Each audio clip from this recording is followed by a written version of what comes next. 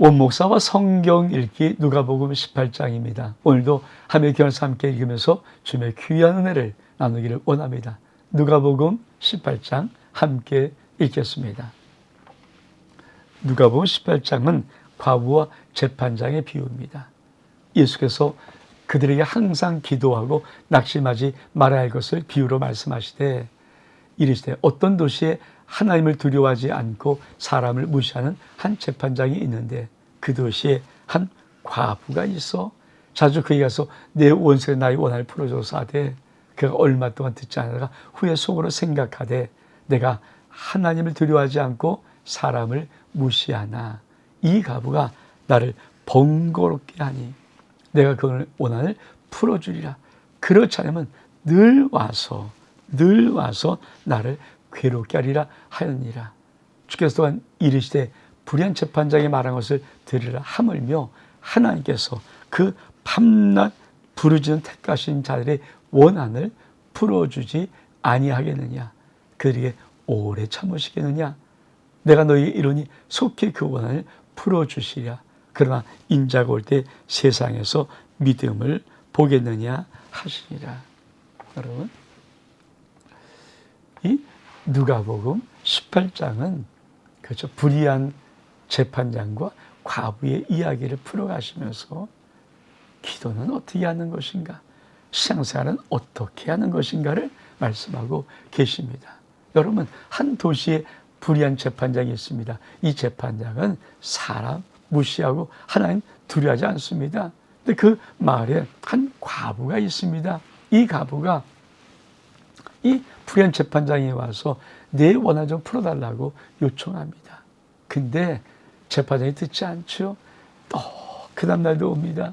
또 그 다음날도 옵니다. 계속 와서 과부가 하는 말이 재판장 나의 원한 좀 풀어달라고 합니다.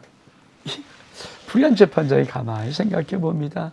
아니, 난 사람도 두려워하지 않고 하나님도 두려워하지 않는데 저 과부가 내가 들어주지 않으면 매일 와서 만나서 나에게 들어가라고 그 요청을 하고 그러니까 나를 괴롭힐 게 아니냐. 아유, 저 과부의 끈기 내가 못 막겠다. 그러니까 들어주자. 그러면서 우리 주님이 참 놀라운 말씀 하나를 하시는 거예요. 그게 뭡니까? 이 말씀이에요. 하물며 하나님께서 그 밤낮 부르짖는 택하신 자의 원한을 풀어주지 아니하시겠느냐. 그들에게 오래 참으시겠느냐. 근데 속히 풀어주는데 인자가 올 땐 세상에서 믿음을 보겠느냐 하시니라. 여러분, 무슨 말씀하는 거예요? 이 말씀은 어떤 의미를 가지고 있습니까? 기도를 주님이 들어줄 때까지다. 밤낮 풀어주잖아. 반드시 응답된다. 사실 기도의 큰 어려움이 뭡니까? 끝까지 기도하지 못하는 거예요. 그렇죠? 어떤 제사장은 그렇죠? 아니 그분이 기도하면 반드시 비가 내려요. 근데 어떻게 합니까? 그 기도를 끝까지 언제까지? 비가 올 때까지. 여러분, 주님이 이 말씀하고 계세요. 여러분이 기도하는 것 10년 기도해 본 적이 있습니까? 20년 기도했습니까? 아직도 응답 없습니까? 아니에요. 기도하십시오. 또 기도하십시오. 언제까지? 응답 받을 때까지. 반드시 주님이 속히 그 모든 응답을 허락해 주십니다. 그것이 바로 누가복음 18장의 요 말씀 내용입니다.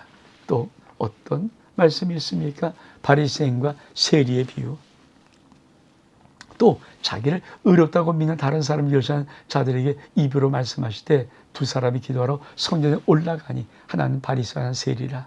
바리새에서 따로 기다려 이르되 하나님이요 난 다른 사람 곧 토색 불의 가늠한 자들과 같지 아니하고 이 세리와도 같지 않으면 감사하니다.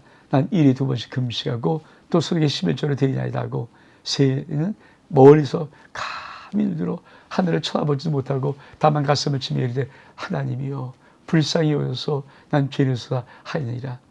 내가 너에게 이르니 이에 저 바리새인이 아니고 이 사람이 의롭다 하심을 받고 그의 집으로 내려가느니라. 무릇 자기를 높인 자는 낮아지고 자기를 낮춘 자는 높아지리라. 여러분, 우리 주님이 다시 비유로 말씀하시는 거예요. 두 사람이 성전에 기도한다. 한 사람은 바리새인, 한 사람은 세리다. 근데 바리새인은 하나님이여 거룩한 홀리보이스로 말하면서 내가 일에 몇 번씩 음식하고 수에 11절 드립니다. 하나님이여 이렇게 기도하고, 세리는 너무나도 죄인인 모습을 자기의 그래서 뒤에서 멀리서 감히 물어도 보지 못하고 아버지 저는 죄인입니다. 난 죄입니다. 불쌍해서 이렇게 기도했는데 주님이 요 두 사람을 놓고 세리의 기도가 응답되고 저 바리새의 기도가 응답되지 않는다. 이렇게 말하는 거예요. 여러분, 신앙의 자세를 말합니다. 내가 하나님 앞에 나가는, 하나님 앞에 나가는 자세는 여러분 세리 같은 자세가 꼭 필요합니다.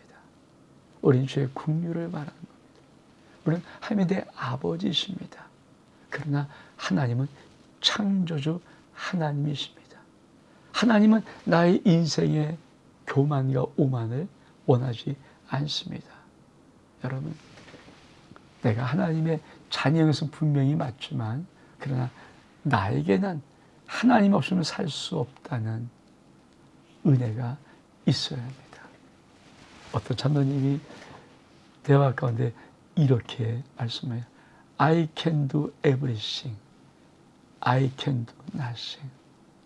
내가 하나님에서 모든 걸 할 수 있습니다. 근데 나는 하나님이 없으면 모든 것을 할 수 없습니다. 그렇습니다. 저는 그 말 듣고 그래, 그것이 믿음입니다라고 내 속에서 말을 했습니다. 여러분, 그다음 단락은 뭐라고 말씀하십니까? 어린아이를 금하지 마라. 사람들이 예수께서 만져주시길 바라고 자기 어린아이를 데리고 오매 세리 보고 꾸짖거늘 예수께서 그 어린아이를 불러 가까이 하시고 이르시되 어린아이가 내게 오면서 응답하지 금하지 마라.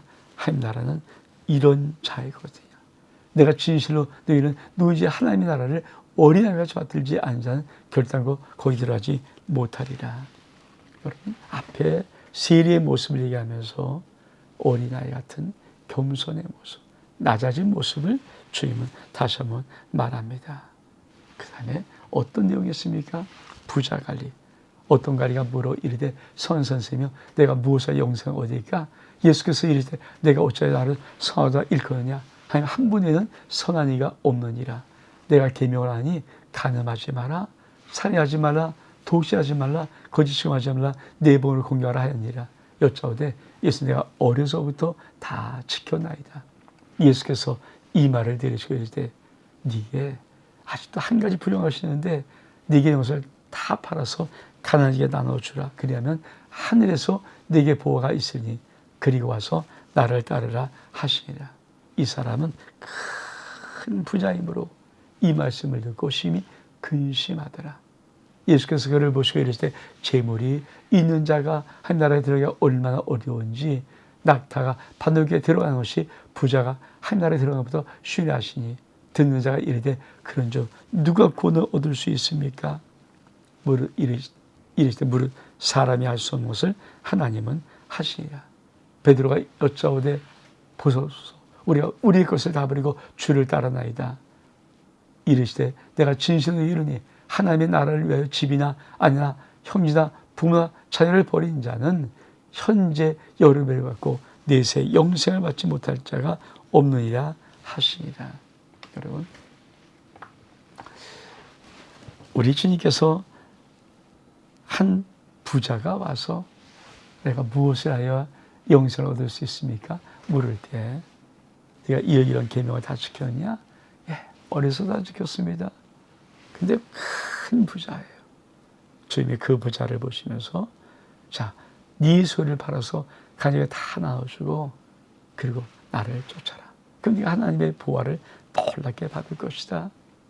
근데 이 부자는 너무 큰 부자예요. 돈이 악한 거죠. 어떻게 모은 건데 어떻게 벌은 건데, 어떻게 받은 건데, 그래서 그만 근심하고 떠난다는 이야기입니다. 주님이 그 부자를 보고 뭐라고 말씀하십니까? 부자가 천국에 들어가선 낙타가 바늘 귀에 들어가는 것보다 어렵다. 여러분, 이 말의 의미는 뭐예요?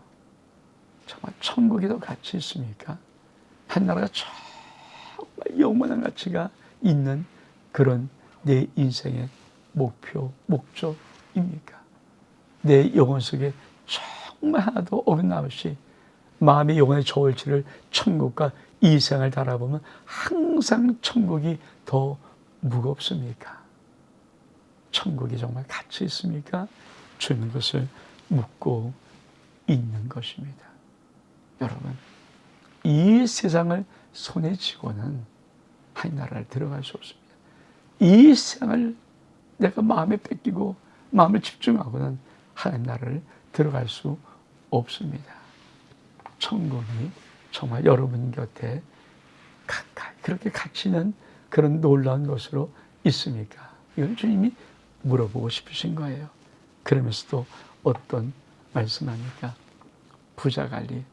어떤 관리가 물어야 돼? 자, 그 다음 알락입니다.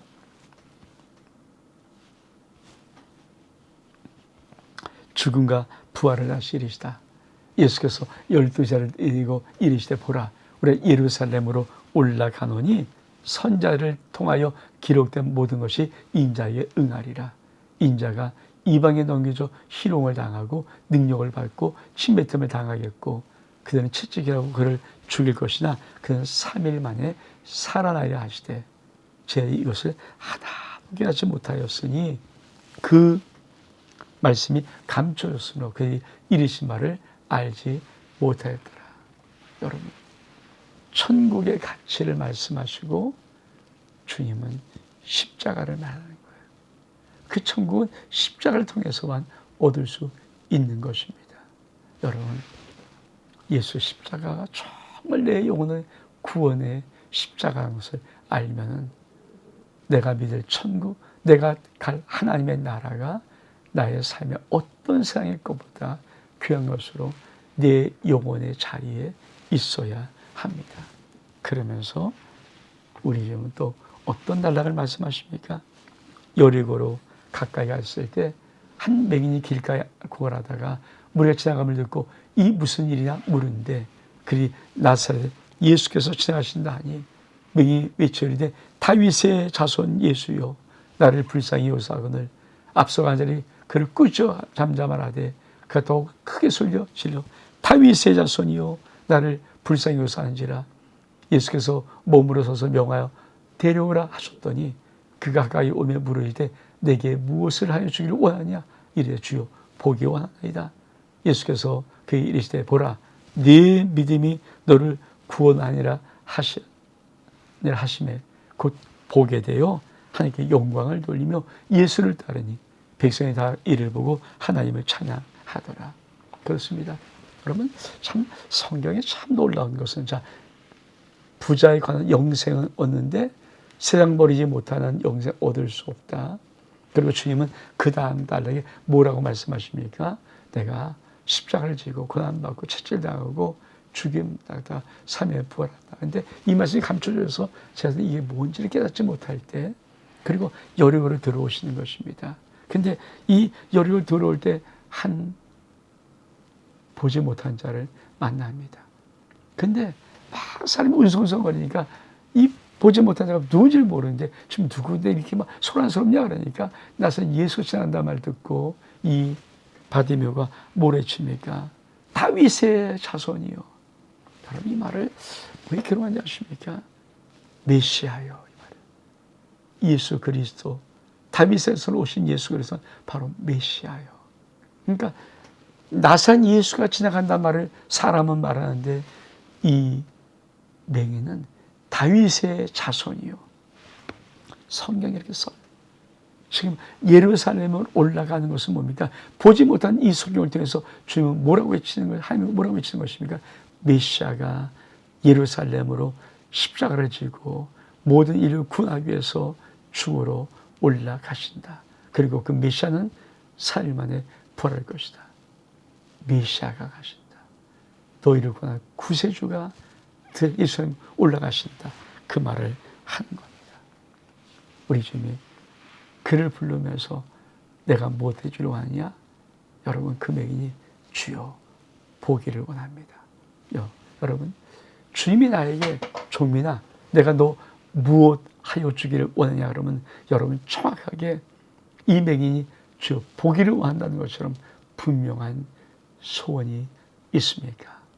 전 여러분이 주의 음성을 듣고 내가 너에게 무엇 하기를 원할 때 여러분이 하나님 앞에 올바른 소원을 올려드릴 수 있는 은혜가 있기를 주의 이름으로 축복합니다. 주 예수 그리스도 이 땅에 모든 인류를 구원하여 십자가를 지러 죽으러 오시고 삶에 부활하러 오신 예수 그리스도 메시아이십니다. 온 목사와 성경 읽기 누가복음 18장 여기서 마칩니다. 샬롬.